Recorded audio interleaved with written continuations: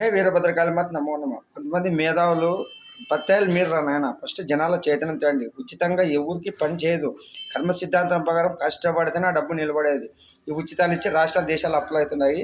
తర్వాత ధర్మంగా చెప్పాలంటే ఇప్పుడు రామాయణము మహాభారతము ఇవి కల్పితాల. అదే రామాయణం అంటే కుటుంబము ఎట్లుండాలా, తల్లిదండ్రుల పట్ల గౌరవం ఎట్లుండాలా, భార్యాభర్తలు ఎట్లుండాలా, అన్నదమ్ములు ఎట్లుండాలా, నమ్మిన పట్ల అన్యాస్వామి ఎట్లుండాలా, రాజ్యం ఎట్లా వెళ్ళాలని చూపించే శ్రీరామచంద్రుడురా. మహాభారతం అంటే ధర్మం పట్టుకోవాలా.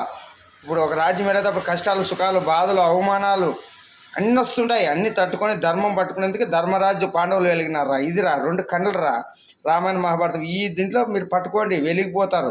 ఇంకా కర్మ సిద్ధాంతము ఆ విశ్వగురువు శ్రీకృష్ణ పరమాత్ముడు చెప్పినట్టు చూడు, కులాలు మతాలన్నీ మీరు సృష్టించుకుంది. మనిషి అనేవానికి ఎవరికైనా శిక్ష తప్పదు. అధర్మాన్ని పట్టుకున్న ఎంత గొప్ప వీరులైన కర్ణుడు, భీష్ముడు, ద్రోణాచార్యులు ఇంకా అందరూ ఎంతమంది నాశనం అయినారు చూసినాం కదా. చెడు పట్టుకుంటే నాశనం ఎవరైనా అవ్వాల్సింది. ఇప్పుడు రాజకీయం కూడా ఉదాహరణ చూపిస్తాడు ఇంక మన ఆయన వీరభద్రుడు. తర్వాత ధర్మానికి కష్టాలు బాధలు అవమానాలు అన్నీ ఉంటాయి, కానీ అంతిమంగా ధర్మమే చేస్తాడు ఆ భగవంతుడు. ఇవన్నీ తెలుసుకోండిరా, ఇవి తెలుసుకొని బతకండిరా, ఎలుగుతారు. ఏ దేవుడు మీకు ఆఫర్ లేడురా.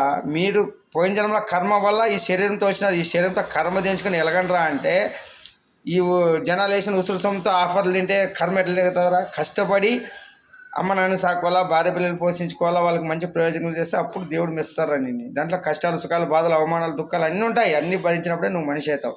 నువ్వు అద్దె శరీరంతో వచ్చినావు, అద్దె భూమిలో బతుకుతున్నావు. ఇదంతా శివుని భూమి, శివుడు ఆధీనం. ఏమన్నా వెనక్కి తీసుకుపోతారో ఎవరన్నా కానీ. ఇంతమంది పెద్ద పెద్దోళ్ళు ఎంతోమంది చరిత్రలో కలిసిపోయినారు. యుగ యుగాలు కృతియుగం తేతరం దాపరం కలియుగం. ఎక్కడ పోతున్నారా. సనాతన ధర్మం ఎప్పుడు వెలుగుతూనే ఉంటుంది. మనమెంత పిచ్చుకులు వస్తున్నా పోతుంటాం.